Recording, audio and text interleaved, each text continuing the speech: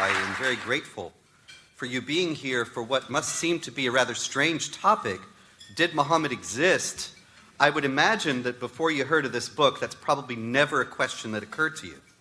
And the first thing that I would like to address in this is, why on earth would it matter? Well, in the first place, it's simply a historical investigation. And one of the main reasons why it matters is simply as an experiment to see what is the health of free speech, free discourse, and honest inquiry in America today. Is it still possible to ask this kind of question? There's a funny thing about my experience with having written this book and its reception since it's been out over the last few weeks, and that is that I have, as you may have expected, been accused of being a racist and a bigot and a hate monger and all those things. And interestingly enough, there is a book that is also new out that you can get at bookstores now called Did Jesus Exist? By the New Testament scholar Bart Ehrman. And there is absolutely no one, as far as I've been able to tell, that has called him a racist or a bigot or a hate monger. And therein lies the question. Why is it that historical investigation can be and has been undertaken now for centuries of Judaism and Christianity? And there have been completely revisionist reconstructions of the origins of each, and yet Judaism and Christianity still survive and thrive and even welcome this kind of historical inquiry. Whereas when it comes to Islam, if you do it, it's hate. And so in the first place, I just wanted to see what would happen if the same kind of historical investigation were applied to Islam as has been applied for centuries to Judaism and Christianity. What is the health of the public discourse today, whether it's even possible in politically correct America to follow this line of inquiry? And there's another important reason why this matters that will become clear over the next few minutes.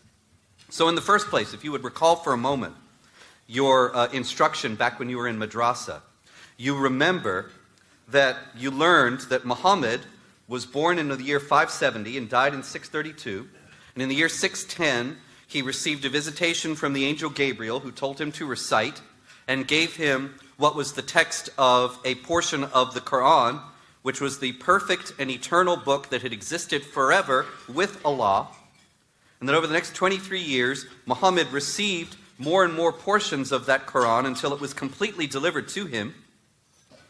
And it told the Muslims, who were the new community that Muhammad amassed, to wage war against unbelievers.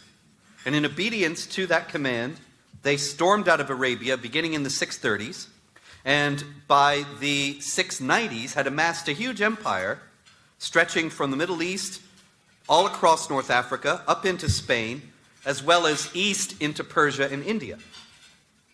And all of it was done by pious Muslims who were energized by the teachings of Muhammad and the Quran.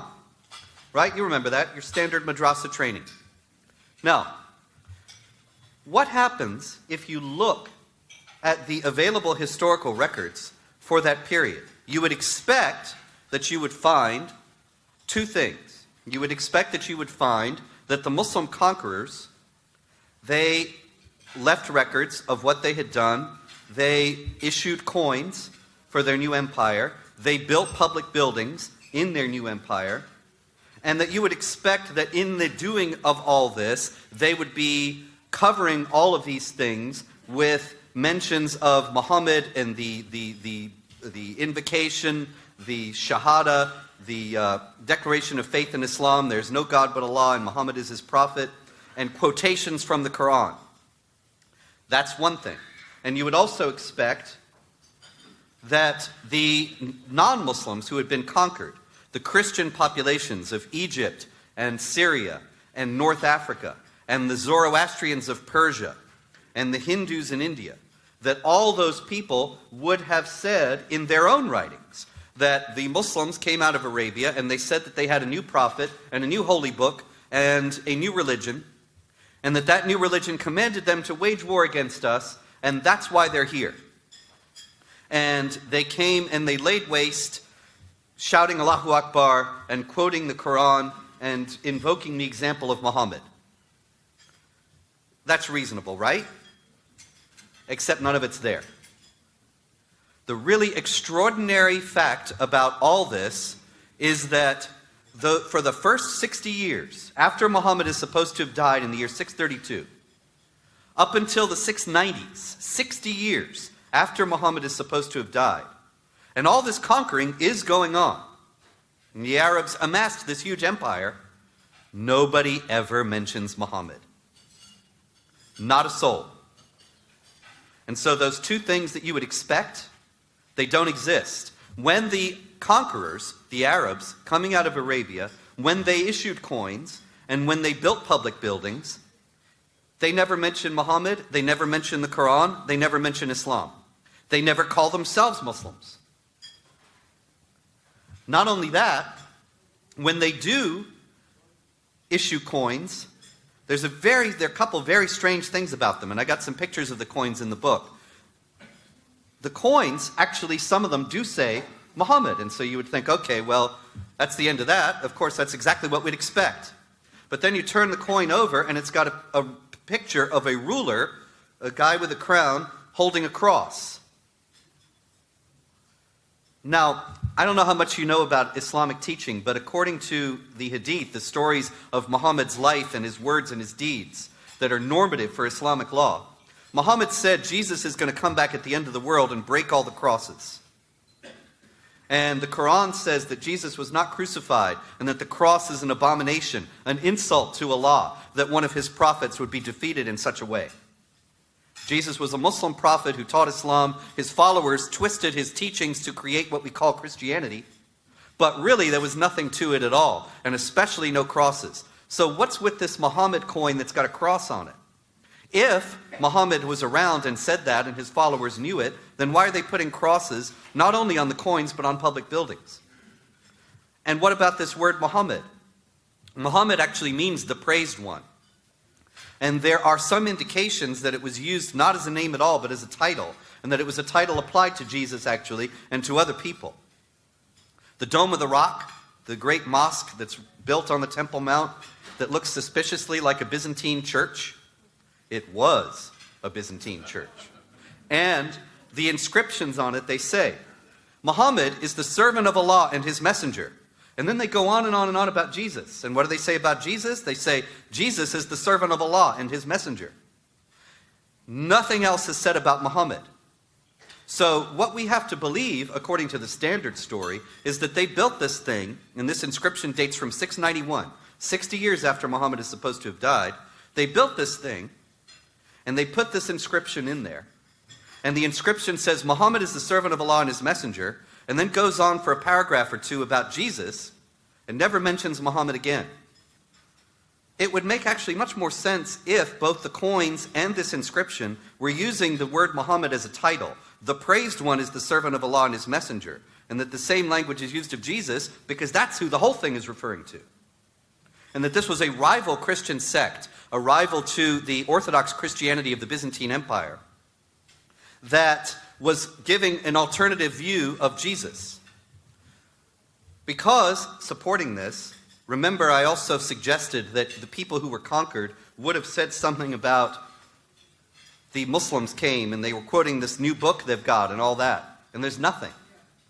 Instead, they say the Saracens or the Ishmaelites or the Hagarenes came out of Arabia. What are Saracens, Ishmaelites, and Hagarenes? Well, the main point is that they never call them Muslims.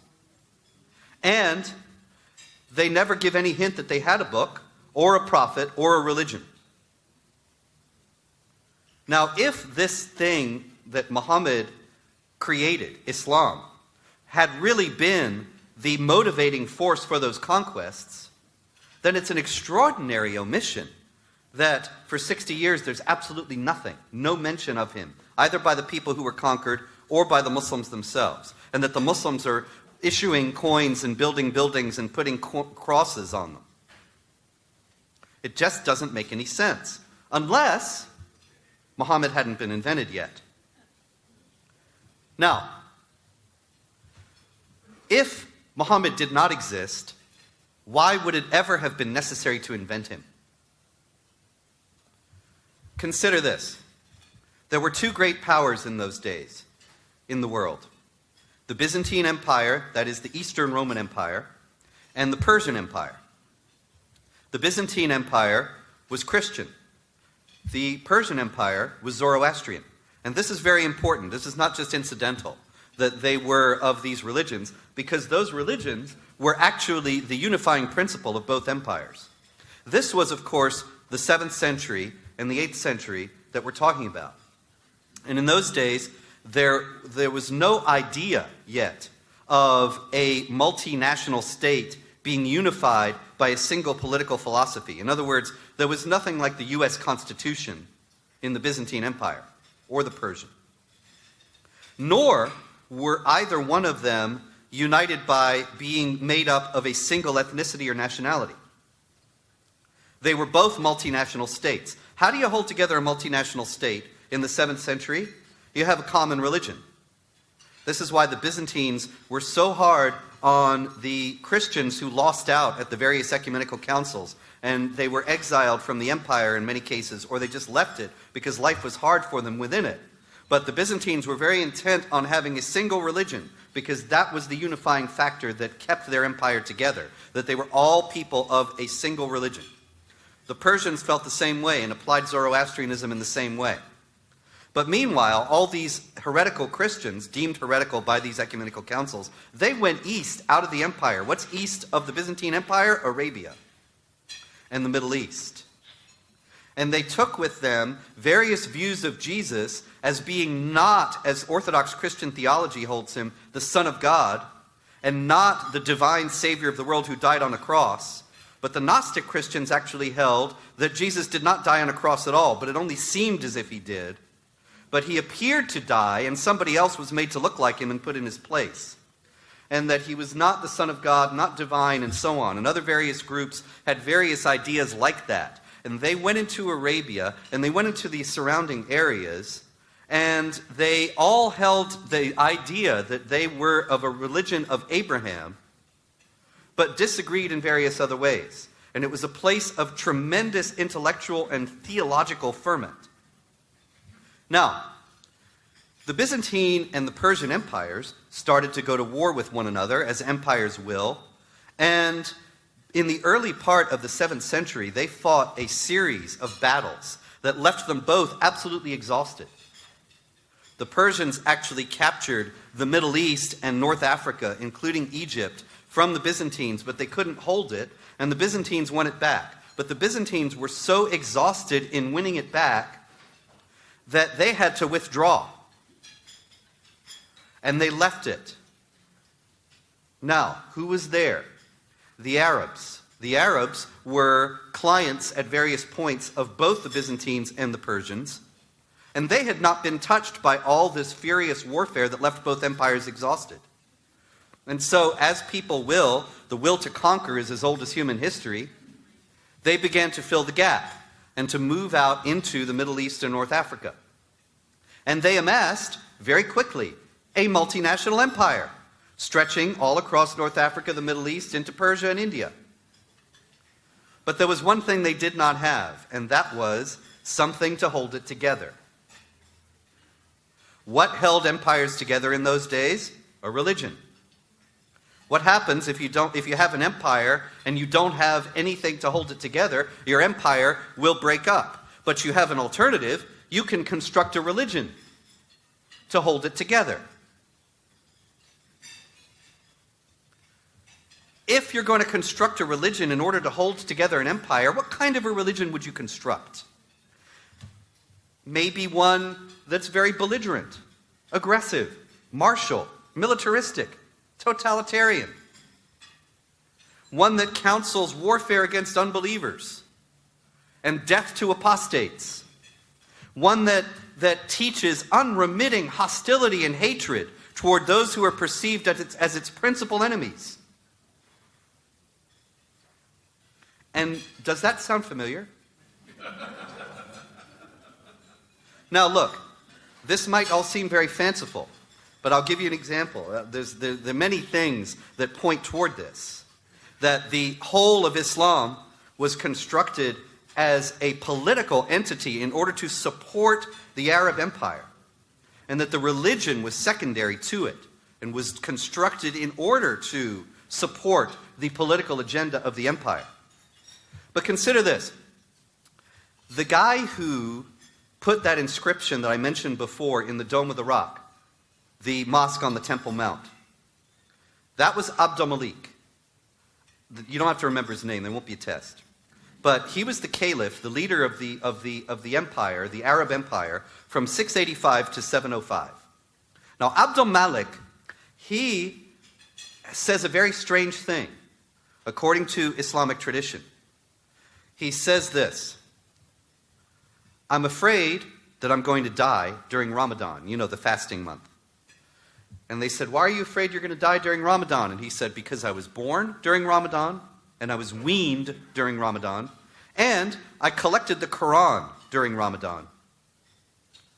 Now, remember back when you were in madrasa, and Muhammad got the Quran, and the whole thing was done by 632 when he died? And according to the standard Islamic story, after that, various Muslims had memorized various parts of the Quran, but the whole thing was not collected all together. And so the Caliph Uthman, who was the third successor of Muhammad as the leader of the Muslims, according to the story, in the 650s, he gathered together all the people who'd memorized parts of the Quran, and they all got their pieces together and wrote them down, and he collected the Quran together and distributed it to all the Muslim provinces. That's the story. But here again we encounter this big problem. If the Muslims had the Quran and distributed it in the 650s, why does nobody quote it for another 50 years? Why is there no mention that it exists, either from the Arabs or the people the Arabs conquered for 50 years? And then, why does Abd al-Malik say in the 690s that he's the guy who collected the Quran together?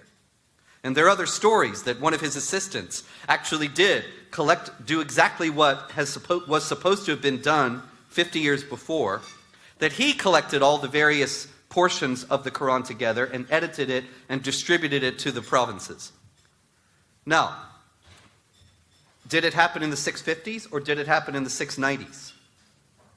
If it happened in the 650s, then there's absolutely no reason why there would be any stories about it happening in the 690s. It makes no sense at all. But if it happened in the 690s, it's very easy. Then you have the leader of the Arab Empire saying, well, yes, this is nothing new, what I'm giving you now. This is this old thing. It's been around for 50 years. What, you didn't hear about it? And he's lending authenticity and authority to his creation by casting it into the past. And in those days, before the internet and before Twitter, you could get away with that kind of thing. You could say, well, maybe this was over in these other places and I didn't hear about it. There is no record of any mention of Muhammad as a prophet or of the Quran as a holy book until the 690s and especially into the 700s. And it appears that it was the leaders of the Arab Empire in the 690s who began to see the need for a political religion. And so they put together Islam out of existing material in order to support what they were doing. And this also explains the particular character of Islam, that it is notable among the religions of the great religions of the world in not teaching anything that all the other great religions of the world teach. That is, the great religions of the world all teach universal brotherhood and the dignity of every human person and the necessity to love everybody, right? I mean, these are religious cliches. People just assume that when you're talking about religion, you're just talking about love and peace, right? Well, that's every other religion. Islam teaches Muhammad is the apostle of Allah and those who follow him are merciful to one another but ruthless to the unbelievers. And that dichotomy between the believer and the unbeliever runs through all of Islam. Unbelievers are called the most vile of created beings in the Quran. That's chapter 98, verse 6. And they are never accorded equality of rights with Muslims, not in anywhere in the Quran or in the Islamic legal superstructure. So that you can go around the world today, and there is no place on the planet today or ever in history where non-Muslims have enjoyed full equality of rights with Muslims in a Muslim state. And it never has happened, and it never will, unless there's a drastic change in Islam, because these things are embedded within Islamic law. And I contend that the best explanation for the available facts about the origins of Islam is that these things are in Islamic law and in the Quran and in the teachings of Muhammad because they were put there to serve a political agenda that would strengthen, unify, and help an empire to expand. The other thing about Muhammad is that we start to hear a tremendous amount of material about his life, beginning in the 9th century, that is, in the early 800s and in the late 700s. 125 years after his death, we get the first biography of Muhammad. Now you can imagine if we were in an oral culture without newspapers, without books, without television, without the internet, and only now was there appearing the first biography of General Grant, one would be forgiven for assuming that probably there was a little bit of legendary material in it, and it might not be entirely historically accurate.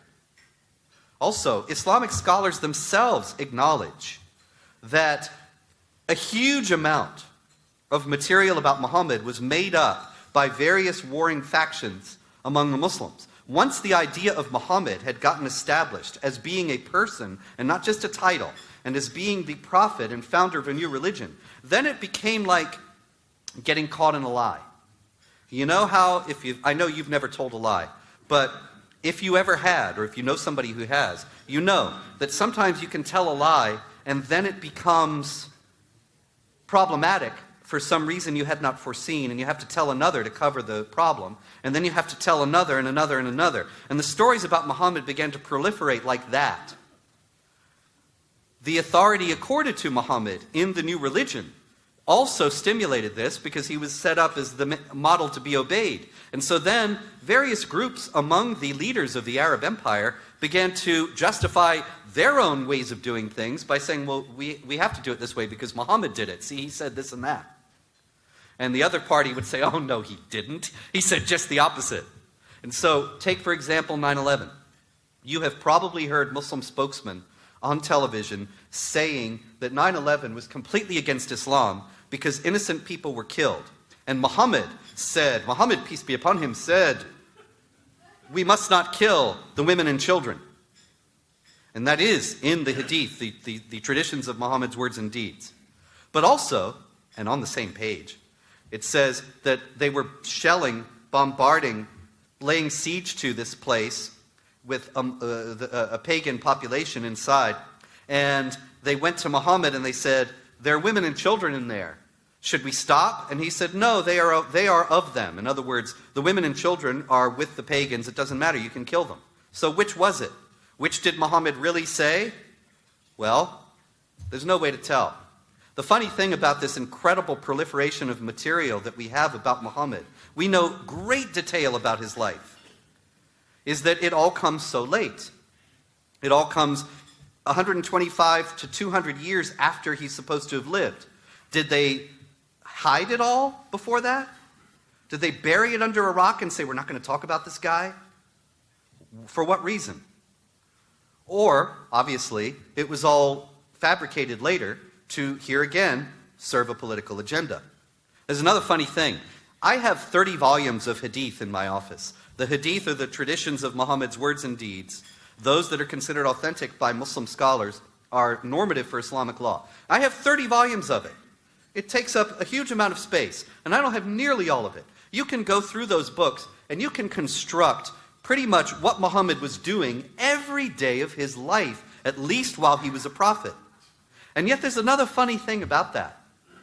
You know that the Muslim calendar is a lunar calendar, so it's shorter than our solar calendar, and that's why the Muslim months move through the year, and Ramadan falls at Christmas, and the Postal Service issues a stamp saying Happy Hanukkah, Christmas, Ramadan, and then Ramadan keeps moving, and they have to put their stamp away because now it's in the summertime. And anyway, the thing is that the pre-Islamic Arab calendar also was a lunar calendar, and so they wanted to keep it from moving like that because it moves 5 or 10 days every year. And it's hard to keep track of things when the days and months don't correspond in that way from year to year. So before the advent of Islam, the Arab calendar actually had leap months. You know, we have a leap day every 4 years. Well, they actually had a leap month. And the leap month was designed to keep the lunar calendar in sync with the sun. The leap months, according to the best available records, were abolished in the year 627, 5 years before Muhammad is supposed to have died. And so he did a lot of stuff, we can assume, before that, during the leap months, whenever they came up. Nowhere in the Hadith does he ever do anything in a leap month. It's as if he every year he took that month off. Or, obviously, they had forgotten that the leap months existed, and so they didn't write anything about him doing anything during these months that they had forgotten they had, after they were abolished. So, did Muhammad exist? Certainly not. Not as the prophet of Islam who said and did all these things. Now, some people have said, well, how can you say then that Muhammad was a warrior chieftain who married a 9-year-old girl and all those things? We have to also keep one distinction in mind. And that is that I actually wrote a biography of Muhammad, The Truth About Muhammad, a few years back. And that stimulated my interest in investigating the historicity of this material and led to this book. But the thing is, obviously, Muslims believe that Muhammad said and did things, and they believe, as he is the supreme example of conduct, according to the Quran and Islamic law, that he is to be imitated. And so it's important that we know what Muslims believe that he said and did. But it is also important that we know that none of those things have any historical basis, and were constructed for political ends. I believe that that actually has a great significance for the public discourse about Islam and jihad nowadays, because you take, for example, Kansas. The Kansas Senate just passed a bill a few days ago outlawing Islamic law and the use of foreign law in general in their courts. And other states have tried to do this before. Oklahoma voted in November 2010. 70% of the electorate in Oklahoma voted to ban Sharia. And it was overturned. And it's been blocked in other states. And it's been overturned on the grounds that Islam is a religion, and to restrict Sharia would be to restrict Muslims' religious freedom. But obviously, nobody here cares, least of all me, about restricting Muslims' freedom to pray 5 times a day and read their Quran and everything else they want to do, but except when it comes to contradicting and subverting constitutional freedoms. And then it becomes a political matter and not a religious one, and not a matter of religious freedom. The Mormon Church was made to give up polygamy by the United States Congress in the 1890s. And nobody said that was a contravention of religious freedom. It was a matter of the national interest. And for Muslims to give up the idea of Islam as a state and a political order, and a supremacist political order that suppresses the freedom of speech, the freedom of conscience, the equality of rights of all people before the law, those things ought to be absolutely taken for granted in the United States of America if we want to continue to maintain those freedoms. And so I hope that one of the outcomes of trying to bring these questions, these historical questions, to the fore would be that people would understand that the political aspects of Islam are not incidental to it, and are not even central to it, but are its very essence. It's the existence of Islam itself is a political thing primarily, and that the religious was constructed afterward. And so I thank you for your attention to this. I understand that some of this is kind of arcane, but I hope that you understand the implications, particularly for the current public debate of this question. And thank you for being here to strike a blow for the freedom of speech and our ability even to continue to ask these questions. Thanks very much.